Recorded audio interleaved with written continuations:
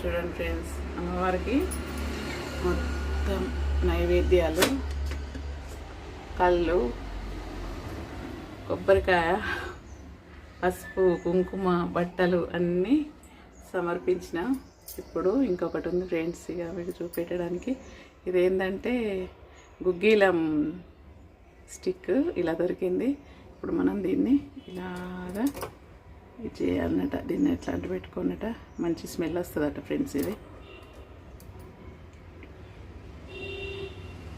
ఊర్లలోనైతే నిప్పుకలు చేసి పెడతారు, మంచిగా ఇట్లా స్మెల్ వచ్చేది. మా అత్తమ్మ చేసినప్పుడు, మా అత్తమ్మ చేస్తే భలే అనిపించేది, మంచి స్మెల్ వచ్చేది. ఆ స్మెల్కే ఎంత భక్తి పరవశ్యం పొంగేది ఫ్రెండ్స్. అలా చూడండి, అమ్మవారికి అయితే ధూప నైవేద్యం